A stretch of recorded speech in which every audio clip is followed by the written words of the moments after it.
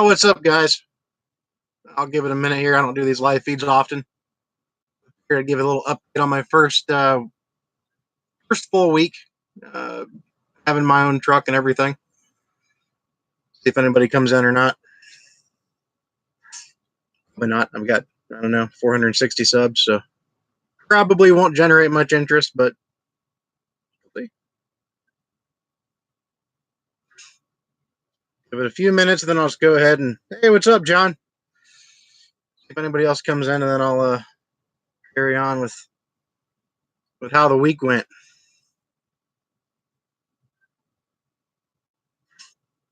That's the first time I've really done a live feed, I think, let alone on my laptop.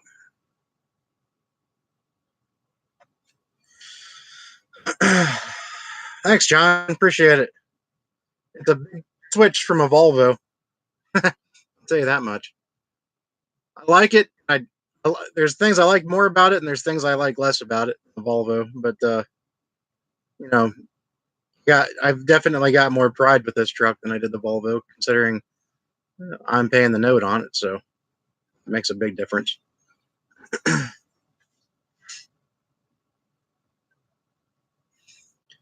But I don't know. I don't even see where's the counter at. Oh yeah, I got one person in here, John. What's up? But anyway, yeah, this first week was definitely a trial by fire. I had a couple incidents. The first incident I had was a blown trailer tire, and that was a fun way to start my owner op. Uh, so called whatever you want to call it, anyway.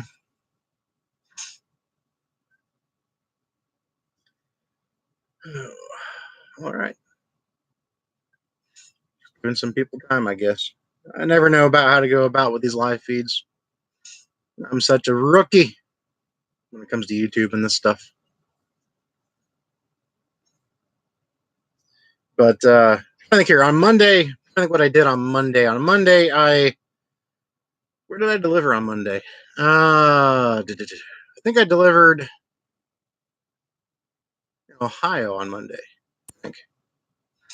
Yeah, I delivered up around. That's right. It was. Yeah, I delivered in Ohio on Monday, up around Akron, and then I picked up around Akron and took it to Kansas City, and then went from Kansas City to I went to Elkhart, Indiana, delivered a load, and now I'm in Fort Wayne right now. Just stuck at the shipper. I've been at the shipper now for more than well over half of my 34-hour break. And that's partially my fault. I'm not going to say it wasn't my fault. Showed up about 30 minutes late yesterday because I got stuck behind a road painting crew on a 2-lane highway, and it was pretty much during a rush hour, and I was stuck behind them for an hour.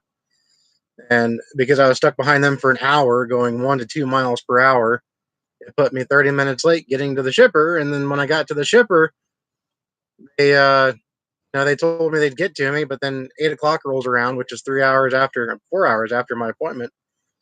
And I went in to check on it and see what was going on, and they told me that we're going home. They were. I was the last truck. They just were going to load me. They just said, we're not going to load you. I'm like, okay, well, that's great. Especially considering, they tried to say, well, we don't have enough people here right now. We're all going to just go home, and I'll get to you first thing in the morning. We just don't have the time to work on you right now. And my thought process there was, you would have had the same number of trucks here regardless if I showed up 30 minutes late or not. So you're simply using that for an excuse. And I guess it's a good one. I mean, I was late. Like I said, I'm not gonna say it's anybody else's fault but my own. It just sucked that I got stuck behind, that crew, but nobody really gives a crap about that. No one cares why you're late. If you're late, you're late. That's just the way it is. Like when I was in the drum line and marching band in high school, the motto was, If you're early, you're on time. If you're on time, you're late. If you're late, you're dead. It's just that simple. So they, they told me they'd get to me first thing in the morning when they got in here. I was, I didn't throw a fuss about it because like I said, I mean, I didn't feel like I had a whole lot of room to bitch about it. So I went ahead and went, let me drop my trailer in a door, and I went home, or not home. I went to the truck stop and came back this morning, and then it still took a good 5 hours to load me, and they were just loading some potato chips. But yeah, so they took a little while to get me loaded there. So the only way to really, I was gonna try to get home this weekend for a 34, um, but now I'm not. So that kind of sucks. But I will definitely be home next weekend. It's gonna be my son's first birthday next weekend, so I have to be home for that for sure. Uh, I've actually been I went to orientation. This coming Monday, it'll be 2 weeks ago. I went to orientation, and I've been gone ever since. I mean, I know the freight lanes that I live in. I live just north of Dayton, Ohio, so I live in some really good freight lanes. I'm just learning right now, though. So I figured while I was learning all this, I definitely would not be home as much until at least I got some kind of a rhythm down and started learning more about what I'm doing. And then once I get more comfortable with everything, then I'll get to go home more. Then I'll learn more. There's some things you can only learn when you jump into it, and so that's what I've done. And I learned quite a bit before I got into it, but right now there's, like I said, there's just stuff you got to jump into it to really firsthand learn. So that's what I'm doing. And like I said, I was hoping to get home this weekend, but fate didn't have it that way. So I'll be home, like I said, next weekend for sure. And then after that, I'll get to it, hitting the road hard again, and again, just trying to learn what I can learn when I can. So I'm loving it though. I don't know who's in here watching right now. Is that still you, John? I don't have enough people. I need to promote myself more or whatever. I need to advertise myself more. I don't know. I just don't YouTube. I don't YouTube enough anymore, I guess. But the first incident that I had this week uh, was on Wednesday, and I was driving this trailer. The trailer that I have, it's 2014, but the tires on the right side are completely brand new, all four. When I got the trailer, the tires still had the stickers on them. I mean, they're that new. Uh, but I actually talked to the guy who had this trailer before me. At least I'm leasing it from Compass Lease.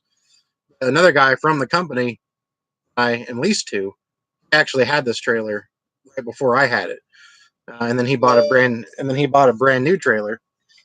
Um, and he bought a brand new trailer, so he gave this one back to Compass Lease. But right before he bought the new trailer, he put brand new tires on the right side because I guess he had a brake malfunction on the right side, and all four tires on the right locked up, and just did a whole, I don't know what it was, but he didn't some flat spots on the tires, and they were junk. So he replaced all four tires. Well, those tires probably didn't have 1,000, maybe 1,500 miles on them, and I blew one of the brand new trailer tires. Driving across 72. Yeah, I see that, John. Driving across 72 in Illinois, and that area right there, it's a dead zone for probably a good I don't know, it's for probably, I don't know, 50 or 60 miles. I have Verizon, which I found is like the best cell phone for for a trucker. But I had I couldn't, I could barely even, when I blew the tire, I tried to text my wife. I could barely even text. And I was about 30 miles from the nearest Love's, and that was the nearest place I could go to with a tire. I couldn't call anybody. I mean, it was the worst area for that to happen. So thankfully, I only had a 20,000 pound load on the trailer, so I limped it to the Loves, and I got a new tire put on. But that was my first mechanical, if you want to call it a mechanical malfunction, first issue, and it was my first week. So, like I said, trial by fire. Um, but like I said, the thing I like about the Loves though is they'll have you in and out in no time. They will had the tire changed from the time I checked in to the time I was paying for it. It was probably 40 minutes, so I couldn't complain about that. And I was back on the road and got most of the way to my destination. Took my 10-hour break, and I was good to go. Um, but hey, that's what I signed up for, right? When I started, I became this. When I jumped into this part of the industry, it's just part of the game. You gotta expect things to break and flow and all that stuff. Everything that costs money, you got to expect it to happen. So that's just the way it goes out here, I guess. But like I said, all in all, it's been a good week. I made pretty good money this week as a first full week, so I can't really complain about that. Um, and this week, like I said, this week I'm only going to be out until Thursday night, and that's only because, like I said, it's my son's first birthday. He turns 1 on Friday, so I want to be home on Friday so I can spend the actual day, the actual birthday with my family. So I'm not going to be out here for the full week. By the time I get home on Thursday night, I'll have been out for almost 3 weeks. So I'd say I've been first, a fair first, time out here. And then I'll go back out probably Sunday morning if I can find a load to leave out with on Sunday morning because his party is on Saturday. So after all that's said and done, I'll get back on the road and start doing some of the longer hauls. Like I said, just to kind of build up some kind of an escrow and put back some of the money that I spent on this truck and on everything that I've spent money on to get into this. So I want to build everything back up as efficiently as I can, right? So I I understand the short hauls is where it's at when it comes to saving fuel. You've got Jeffrey Like. He does a lot of short hauls. He basically runs the freight lanes that I'm in. He's from Michigan, and I live just north of Dayton. So the 75. I live right there in the corner basically of 75 and 70. I live in a great uh, area. But right now, though, I'm kind of more focused on doing the runs that will gross me a larger income or a larger amount right away. Maybe that's wrong. Again, I'm learning, but maybe I'm still looking at it wrong. But I feel like if I do the shorter runs, I'm going to uh, waste too much time at the dock. Yeah, I mean, if you look at a shorter run, it's 180 miles, 200 miles, and the load board it pays $800, something like that. And you're only going to spend 60, 70, $80 in fuel. That's great. That sounds great. And, but when you factor in the time that you're going to sit at a dock, and you think to yourself, well, hell, I might only be able to get one of those in a day, versus doing a longer haul that might go 100 miles, but it pays $2,400. Um, that's what I'm more focused on right now, and once I get everything more, again, once I get it more focused, more I don't know, more concentrated, then I'll start doing some of the shorter runs, I guess. When I get everything built up and whatnot.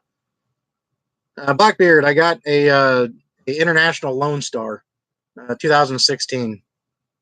It's on some of my the past two videos I put up. It's been my thumbnail. But yeah, that's what I'm driving right now. I was saying earlier, that's it's a big difference from um, from the Volvo I was in. It's definitely, it doesn't have the space Volvo did, but there's other things. I love the 13 speed though. I love it way more than the iShift on the Volvo. iShift was nice, but I've always been a standard transmission guy. So I like the 13 speed on this truck, and I like the 336 rear end. The Volvo I was in, I think it had like a 247 on a rear or something like that. So it didn't do horrible on the hills. Had a 455 D13, Volvo engine. It didn't do horrible, but it didn't do as good as this truck on the hills. I'll just say that. Yeah, it's funny when I got this truck, I had never driven a 13 speed before. Never. I've driven of course 10 speeds a lot. I knew the concept behind a 13, and I knew a 13 was basically just a modified 9 speed. And and then of course you've got the 18 speed.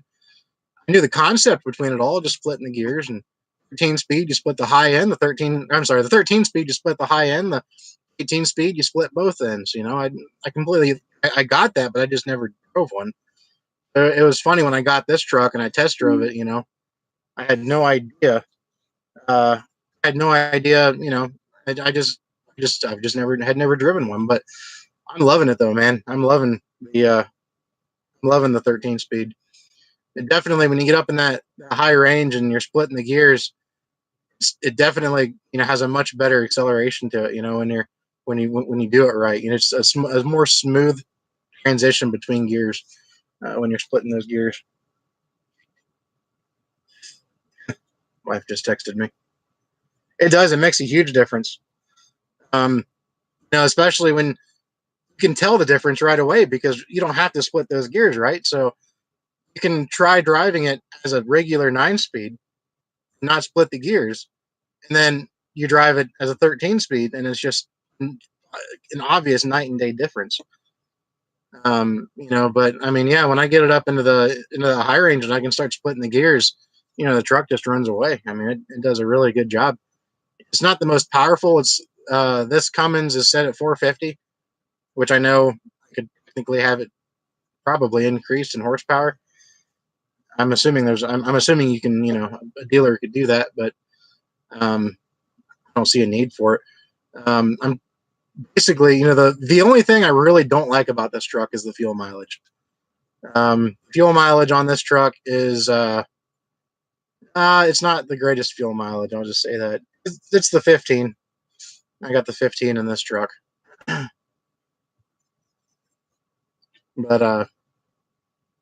yeah, the fuel mileage on this truck when I am the 40,000 range for my load.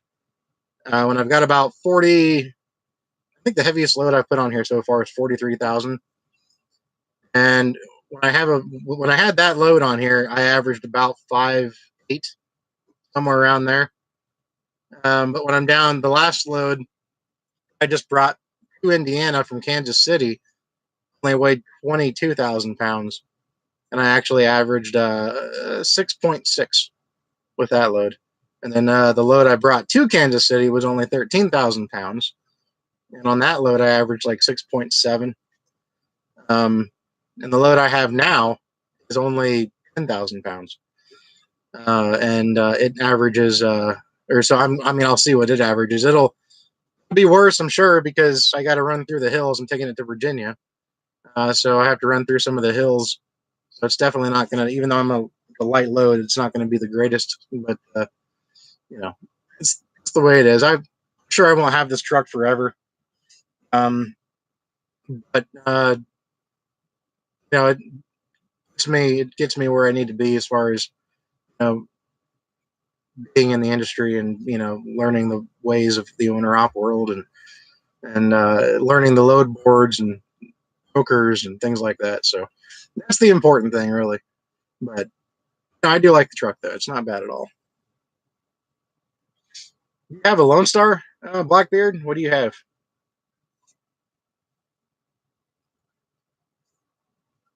Yeah, I mean, I heard a friend of mine has one. He has a Lone Star like mine, He says that he averages about 7. I don't know how, but he does. He says he found that the sweet spot is uh, okay, W9. Uh, that's really good. It seems like for a W9 with that kind of weight and everything, that's not bad. But he says that the sweet spot with his Lone Star is around 68 miles per hour. And see, when I first started driving, I thought to myself, well, I'll set the cruise control about 64, right? Because it's usually like a fair range, 60 to 65. Anything faster than that, you're creating more drag, which means it has to work harder. So figured, yeah, I'll set the cruise at 64 and see what it does. I'll tend to be a prime driver for a little while, and just it was horrible. And then I thought to myself, what the hell, let me go ahead and set the cruise at 68 to 70 and see how it does. It actually did improve. I was surprised. It really did actually did improve. It went up a couple of tenths, which isn't a drastic change, but it's not bad. I mean, it wasn't a very long stretch that I went up on it, so um, I didn't really give it its full potential. I didn't do it for an entire run. Just did it for maybe about 150 miles. But for that 150 miles, going up even a fifth of a mile per gallon like that does something, I guess. But yeah, like I said, though, I'm finishing out my 34 here. It's a real pain finishing out here because you've got this shipper here. Um, well, I'm not going to name any names or anything like that. But the shipper that I'm at, they don't one of those places that provides zero facilities for a driver, not even a porta john. I mean, I think it's bad enough when somebody doesn't offer or when somebody even offers a porta john. I mean, especially when it's middle of summer and middle of winter, it's horrible. But this place doesn't even have that. I'm stuck here for another 10 hours. Finish a 34. The only reason why I'm so worried about finishing my 34, I know I could run off of recaps and whatnot, but I just want to make sure that I have as many hours as possible next week each day, so that way I don't get stuck somewhere and not get home for my son's birthday. That's my main objective this week, is to get as many loads in as I can while still making it home, by Thursday night or Friday morning, so that I don't miss the one of the most important days. Your sweet spot's 77. That's impressive, man. Um, maybe it's my you know noviceness as an owner operator or whatever. But I just I mean, I've been driving truck for 10 years, and maybe the last year is when I've really been focused on fuel mileage, because I knew I've been wanting to come up into being an owner operator. So I've been paying attention to fuel mileage a lot over the last year. The company that I was at was, the truck I had was a Volvo, 2018 Volvo 780, and that's going to get some of the better fuel mileage of any truck out there.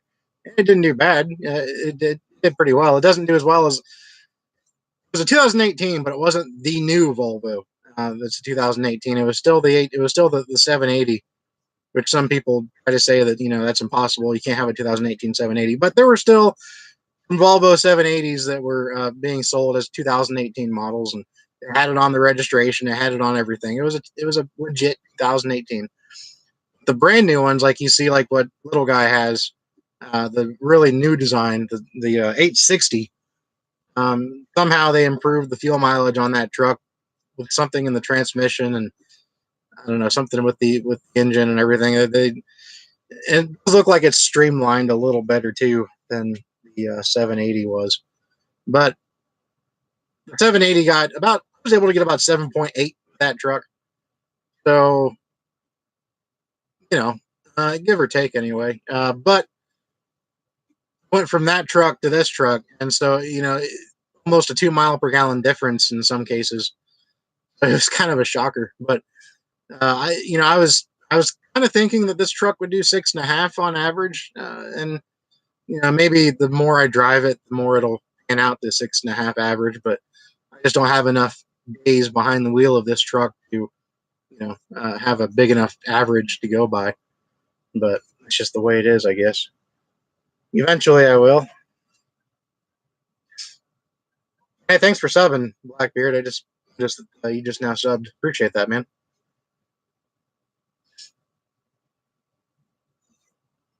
But anyway, that's pretty much my first week. I don't know.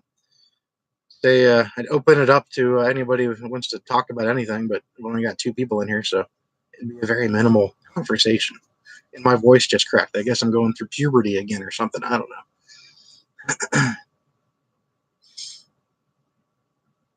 Yeah, that's kind of what I'm thinking too, Blackbeard. But of course, this truck though, the truck itself is broken in though. It's a 2016.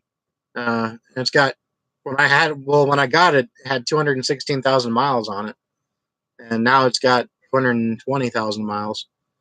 So I've put about 4,000 miles on it since I got it. But so technically the truck itself is broken in because it's not brand new. But I don't know. I mean, I'm sure there's some things I can do and learn and figure it out. And I mean, I'm kind of surprised by the fifth wheel. The fifth wheel doesn't slide up as far as other trucks I've driven. It slides up, me in my opinion, just far enough, which is where I like it. But it actually didn't go any further than that. But so I've got it slid up, as far as I want it to be, which should help a little bit with the fuel mileage. So there's not that drastic gap, between the back of the sleeper and the header of the trailer. I might do that, Blackbeard. I might try that and see what that does. I mean, see if it helps with the fuel mileage at all. I mean, if your sweet spot is at 77 and a 9, which is basically the definition of a brake on wheels, then I should be able, I might have the same results. I don't know.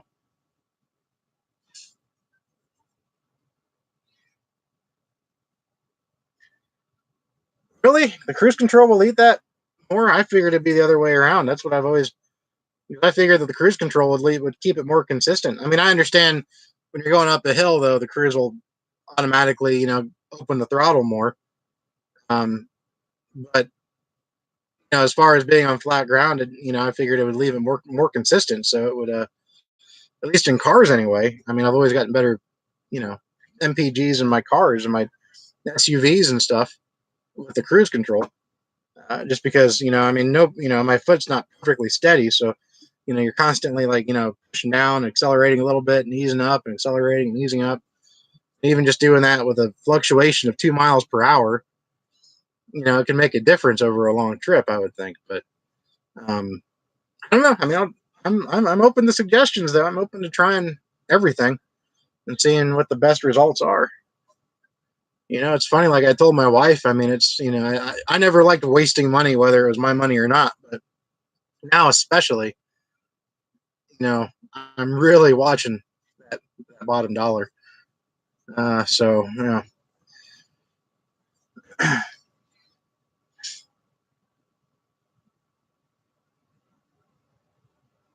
man. So, anyways, yeah. But the week could have been a lot worse. That's for sure. I'm glad the week went really well for the most part. I know I could have made a lot more money, but like I said, I'm learning how to set loads up. I'm learning how to deal with brokers, but did make more than $5,000 for the first week. So that's not bad. I don't really want to talk about numbers that much, but just to give an idea, for being my very first week as an owner operator, I'm pretty happy with that number. But like I said, there were, I'm see now my issue with as an owner operator, I know maybe it's because I overthink things, and maybe Blackbeard, maybe you have some insight on this, but when I'm looking at the load boards, Um, I'll find a load that I really like. It pays really well. It'll pay $3 plus a mile. I'm like, man, that's a good load. I've even seen some that pay over $4 a mile. I'm like, yeah, that's a great load. But then I'll see where it's going, and it's like, oh, it's going to northern New York, or it's going to you know uh, somewhere that doesn't have the best of loads coming out. But at that rate, it's like, well, I can afford to deadhead a little ways. But I still waste time, and I go look and see what's coming out of there. See if next day when I get there, if there's going to be anything coming out that's worthwhile. And by the time I'm done doing that, I call the broker. It's too late. The load's gone. I just feel kind of like feel like I feel like I'm waiting too long sometimes to book a load. I don't know. Again, that's something I got to work on. And then that it actually did cause me it caused me to sit for a day in Kansas this week.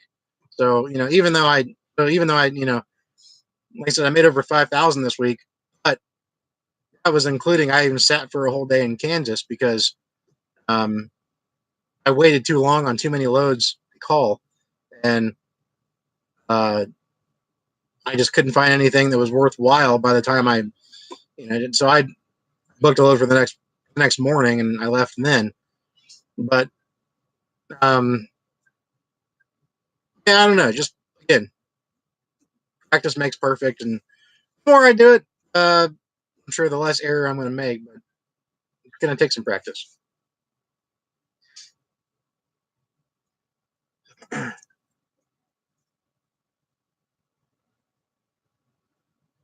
Right? Yeah, right. That makes sense, Blackbeard. Yeah, I mean, see, like, how close do you have to get to? I don't want to get dangerously close to a truck in front of me. You know, make drafting worth my while as far as saving fuel goes. Yeah,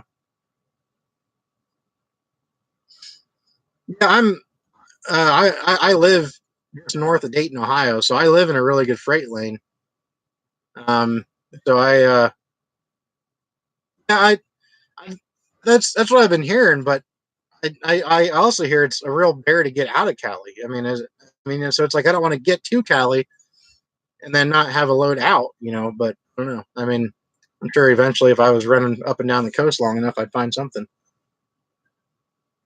Yeah, I guess that would make sense. Use the CB to talk to the guy in front of me about drafting and everything.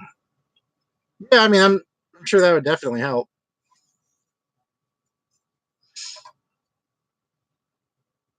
Fresno's a good place or good area. I'll check that out. Now, do you run under your own authority, Blackbeard, or are you leased onto a company that does boards?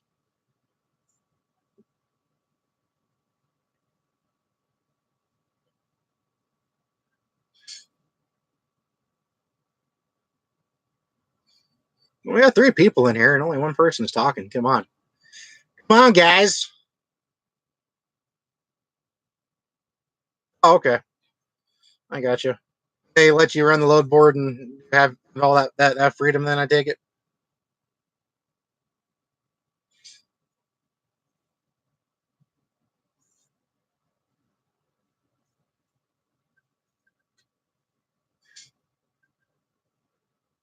Yeah, I wasn't going to do an owner op unless I found a company that I could lease to that give you that freedom. That's exactly the percentage we do here.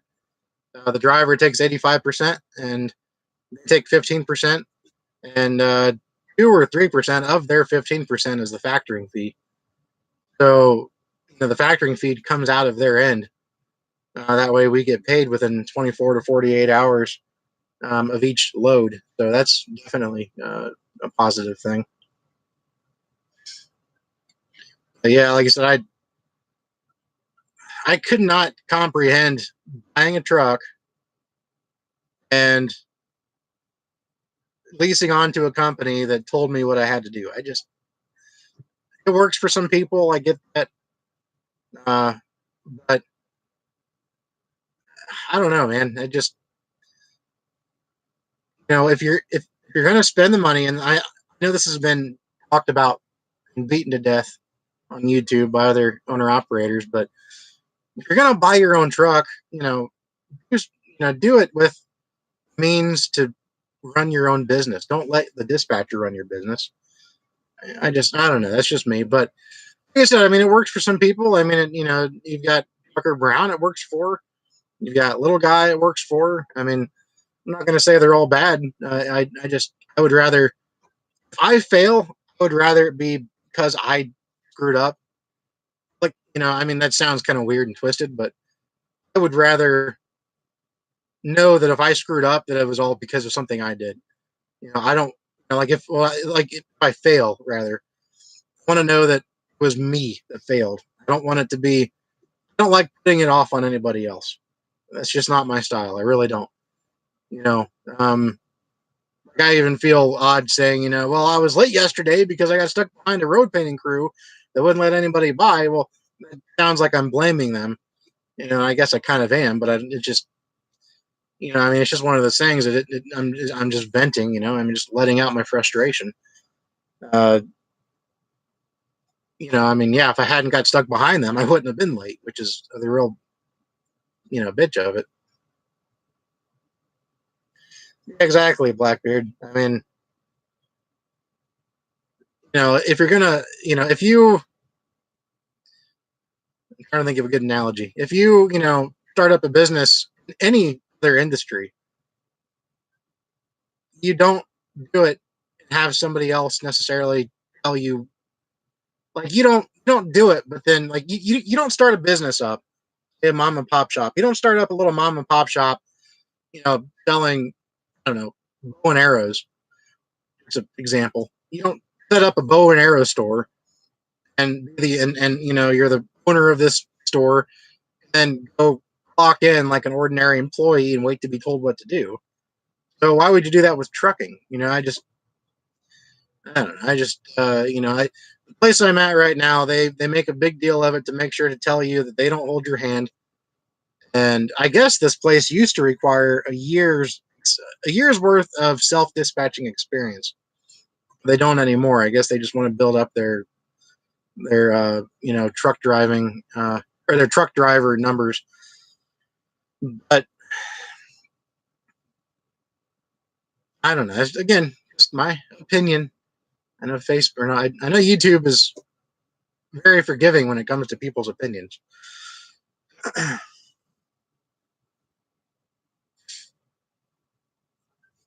to do some more of these live feeds. See if it can put my numbers. The rookie numbers, son.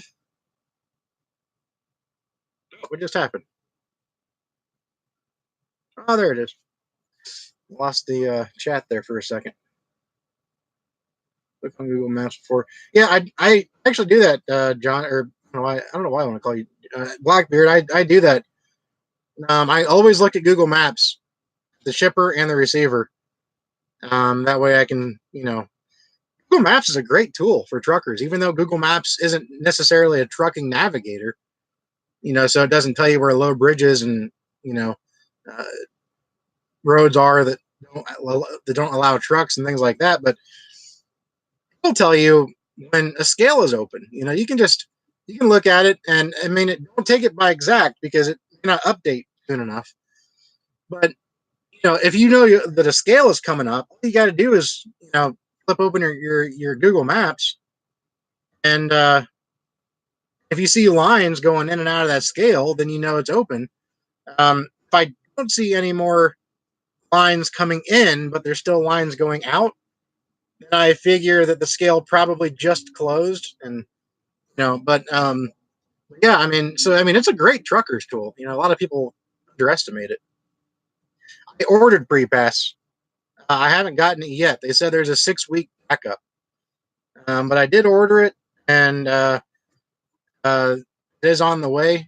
I wasn't sure what to put down for my tolls. I got the PrePass Plus. Wasn't sure what to put down on the tolls. As far as like they wanted a deposit, for the tolls. I just for a couple $100 on there. Don't run I don't run up the Northeast, so I try not to worry about those tolls in New York and everything. So But if I need more money on there, I'll just put more money on it. I believe that, especially if you're going into a big city at rush hour.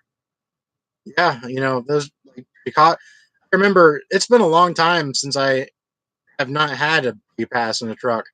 But I remember when I first started driving, we didn't have them in the trucking company I was at. And I remember at rush hour going into Chicago or somewhere like that with tolls, and you'd be sitting in a toll booth. Yeah, like you say, you could be sitting there for 30 minutes backed up in a line just trying to get through. So yeah, I mean that's definitely it'll save time and fuel.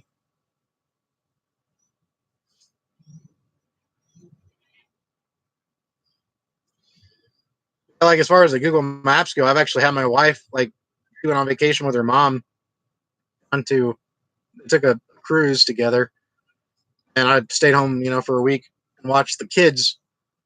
And but she, when they were coming back up, she asked me to look on Google Maps for her because she doesn't understand how to um, look at different roads and how to get around construction zones and things like that. So she told me where she was, and I looked at Google Maps where she was, and where she happened to be was on 77 going north, where that construction is in West Virginia, or Virginia into West Virginia, where they right on the other side of that tunnel, um, and they're rerouting trucks. So it's a really bad congested area there. I forget what the fine is right now, but yeah, there's a huge fine if a truck tries to stay on 77 there if he goes through that construction. I think it's like a what is that? I want to say $500 fine, or maybe even a $3,000. I don't know. It's something. It's 500 seems too low, but it was definitely a pretty big fine. And they have cops on each end, so even the last time I was there and I got off there, they even had tow trucks sitting there waiting to be dispatched. Big tow trucks. So yeah, it's not a place you want to ignore the signs. That's for sure. It's going to cost you a lot of money.